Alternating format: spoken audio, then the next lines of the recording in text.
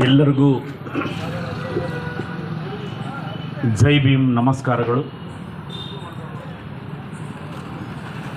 ಇವತ್ತು ನಮ್ಮ ಸುಭಾಷ್ ಅವರು ಹೇಳಿದಂಗೆ ನಮಗೆಲ್ಲರಿಗೂ ದುಃಖದ ದಿನ. ನಮ್ಮೆಲ್ಲ ಬಹುಜನರ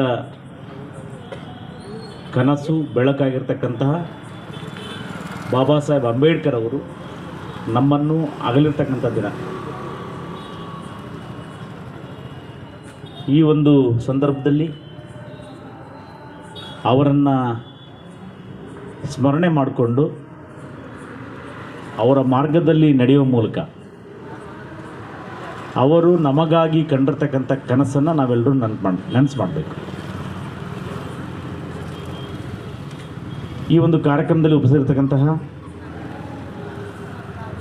ನಗರದ ಖ್ಯಾತ ವೈದ್ಯರು, ಜನಾನುರಾಗಿಗಳಾಗಿರ್ತಕ್ಕಂಥ ಡಾಕ್ಟರ್ ಅಮರ್ ಪಾಟೀಲ್ ಸರ್ ಅವರೇ,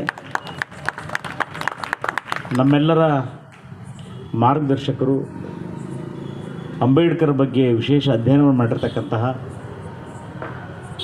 ಪ್ರೊಫೆಸರ್ ಕರಿಗುಳಿ ಸರ್ ಅವರೇ, ನಮ್ಮ ಸ್ನೇಹಿತರು ಮತ್ತು ಆತ್ಮೀಯರಾಗಿರ್ತಕ್ಕಂಥ ಹನುಮಂತಪ್ಪ ಡಗ್ಗೆ ಅವರೇ, ನಮ್ಮ ಚಿರ್ಚನಗುಡ್ಡ ಈರಣ್ಣನವರೇ ಮತ್ತು ಸುಭಾಷ್ ಸಹೋದರರೇ, ಮ್ಯಾಗಳಮನಿ ಗುರುಗಳೇ, ಈ ಸಂಘಟನೆ ಮತ್ತು ಈ ಒಂದು ಕಾರ್ಯಕ್ರಮದ ಆಯೋಜಕರಾಗಿರ್ತಕ್ಕಂತಹ ನಮ್ಮ ಗಂಗಪ್ಪ ಅವರೇ, ಅದೇ ಥರನಾಗಿ ನಮ್ಮ ಸಹೋದರ ಶಂಕರ್ ಸಿದ್ದಾಪುರ ಅವರೇ, ಇಲ್ಲಿ ಸೇರಿರ್ತಕ್ಕಂಥ ಎಲ್ಲ ನನ್ನ ಹಿರಿಯರೇ ಮತ್ತು ಮುದ್ದು ವಿದ್ಯಾರ್ಥಿಗಳೇ, ಮಕ್ಕಳೇ, ನಮ್ಮ ದೇಶವನ್ನು ಪರಕೀಯರು 2 ಶತಮಾನಗಳಕ್ಕೂ ಹೆಚ್ಚು ಆಳ್ವಿಕೆ ಮಾಡಿದ್ದಾರೆ. ಒಂದು ಕಾಲಘಟ್ಟದಲ್ಲಿ ನಾವು ಈ ದೇಶವನ್ನು ಸ್ವತಂತ್ರಗೊಳಿಸಬೇಕು, ಗುಲಾಮಗಿರಿಯಿಂದ ಮುಕ್ತ ಮಾಡಬೇಕು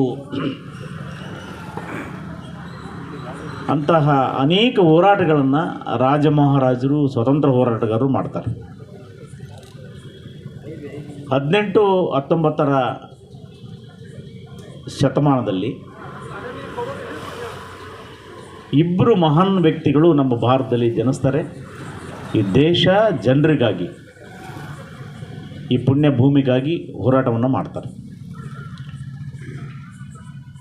ಮಹಾತ್ಮ ಗಾಂಧಿಯವರು ಈ ದೇಶವನ್ನು ಸ್ವತಂತ್ರ ಮಾಡಬೇಕು, ಗುಲಾಮಗಿರಿಯಿಂದ ಮುಕ್ತ ಮಾಡಬೇಕಂತಾರೆ.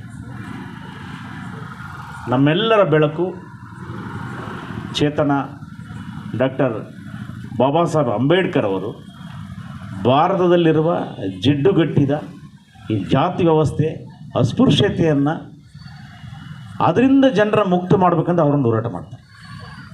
ಇವೆರಡು ಸಮೀಕರಣ. ಇವೆರಡೂ ಹಂತದಲ್ಲಿ ಅನೇಕ ಬಾರಿ ಗಾಂಧಿ ಮತ್ತು ಬಾಬಾ ಸಾಹೇಬ್ ವಾಗ್ವಾದಗಳಾಗ್ತವೆ.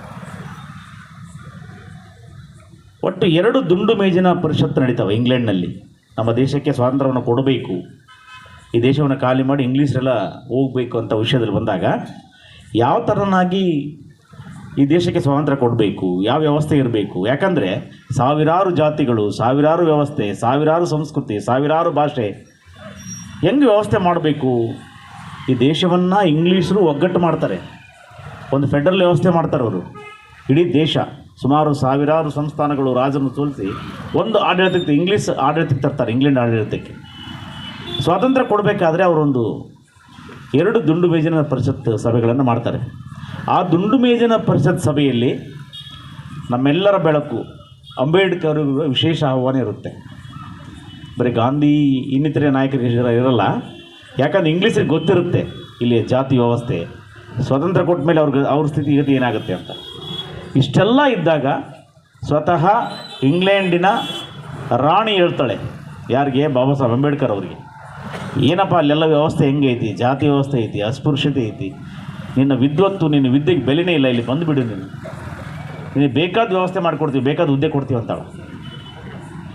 ಮಾತೃಭೂಮಿಯ ಪ್ರೇಮದಿಂದ ಅಂಬೇಡ್ಕರ್ ಹೇಳ್ತಾರೆ, ನಾನು ಭಾರತ ಬಿಟ್ಟು ಬರಲ್ಲ, ಭಾರತದಲ್ಲಿರುವ ನನ್ನ ಕೋಟ್ಯಾಂತರ ಜನರು, ಬಹುಜನರು ಅನುಭವಿಸ್ತಕ್ಕಂತಹ ನೋವುಗಳನ್ನು ನಾನು ದೂರ ಮಾಡಬೇಕು, ನಾನು ಓದಿರ್ತಕ್ಕಂಥ ಡಿಗ್ರಿಗಳು, ಪಡೆದಿರ್ತಕ್ಕಂತಹ ವಿದ್ಯೆ ಅವರಿಗಾಗಿ ಮೀಸಲು ಅಂತ ಹೇಳ್ತಾರೆ. ಎಲ್ಲೂ ಸಹ ಎಸ್ ಸಿ ಅಂತ ಹೇಳಲ್ಲ ಅವರು, ಬಹುಜನರಿಗಾಗಿ, ನನ್ನ ಜನರಿಗೆ ಅಂತ ಹೇಳ್ತಾರೆ. ಅಂಥ ವಿಶಾಲವಾದಂಥ ಮನೋಭಾವನೆಯನ್ನು ಬಾಬಾ ಸಾಹೇಬ್ ಇಟ್ಕೊಂಡಿರ್ತಾರೆ. ಸ್ವಾತಂತ್ರ್ಯ ಚಳವಳಿ ನಂತರದಲ್ಲಿ ನಮ್ಮ ದೇಶಕ್ಕೆ ಸ್ವಾತಂತ್ರ್ಯ ಕೊಡಬೇಕಾದ್ರೂ ಕೂಡ ಕಂಡೀಷನ್ ಆಗ್ತಾರೆ. ಇಂಗ್ಲೀಷರಿಗೆ ಕೇಳ್ತಾರೆ, ಆಯಿತು ನಮ್ಮ ದೇಶಕ್ಕೆ ಸ್ವಾತಂತ್ರ್ಯ ಕೊಡ್ತೀವಿ, ನನ್ನ ಜನರ ಗತಿ ಏನು, ನನ್ನ ಜನರ ಗತಿ ಏನು ಅಂತ ಕೇಳ್ತಾರೆ. ಆ ಒಂದು ಪರಿಣಾಮವಾಗಿಯೇ ನಮಗೆಲ್ಲರಿಗೂ SC ST OBCಗೆ ಮೀಸಲಾತಿ ಏನು ಸಿಕ್ಕಿದೆಯಲ್ಲ, ಬಾಬಾ ಸಾಹೇಬ್ ಅಂಬೇಡ್ಕರ್ ಇಂಗ್ಲೀಷರ ಮುಂದಿರತಕ್ಕಂತಹ ಒಂದು ವಿಷಯವಾಗಿಯೇ ಪುನಃ ಒಪ್ಪಂದ ಆಗುತ್ತೆ. ತಲಾಡ್ಕೆರೆ ವಿಷಯದಲ್ಲಿ ಬರುತ್ತೆ. ಇವೆರಡೂ ವಿಷಯದಲ್ಲಿ ಅವರು ಗಂಭೀರವಾಗಿ ಚಿಂತನೆ ಮಾಡಿದ್ರಿಂದನೇ ನಮಗೆಲ್ಲರಿಗೂ ಮೀಸಲಾತಿ ಸಿಕ್ಕಿದೆ. ಬರೀ SC ಜನಕ್ಕಷ್ಟೇ ಸಿಕ್ಕಿಲ್ಲ. ಬಾಬಾ ಸಾಹೇಬರು ಈ ದೇಶದ ಕಟ್ಟ ಕಡೆಯ OBC ಅವರಿಗೆ, ಮಹಿಳೆಯರಿಗೆ, ಕಾರ್ಮಿಕರಿಗೆ, ವಿದ್ಯಾರ್ಥಿಗಳಿಗೆ ಸರ್ವರಿಗೂ ನ್ಯಾಯವನ್ನು ಕೊಟ್ಟಿರ್ತಕ್ಕಂಥ ನ್ಯಾಯ ದೇವತೆಯವರು.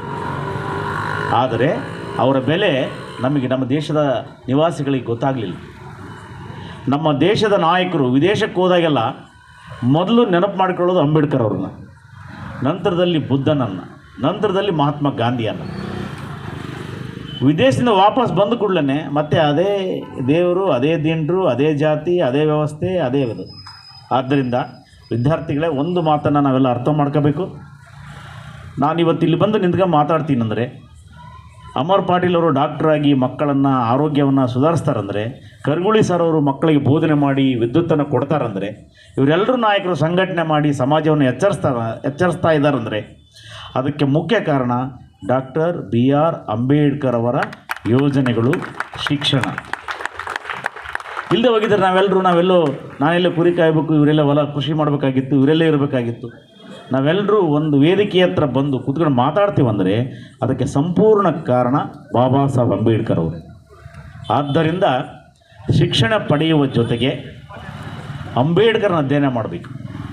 ಅಂಬೇಡ್ಕರ್ ಅವರ ಅಧ್ಯಯನ ಮಾಡದ ಹೊರತು ಈ ದೇಶವನ್ನು ಅರ್ಥ ಮಾಡ್ಕೊಳಕ್ಕಾಗಲ್ಲ.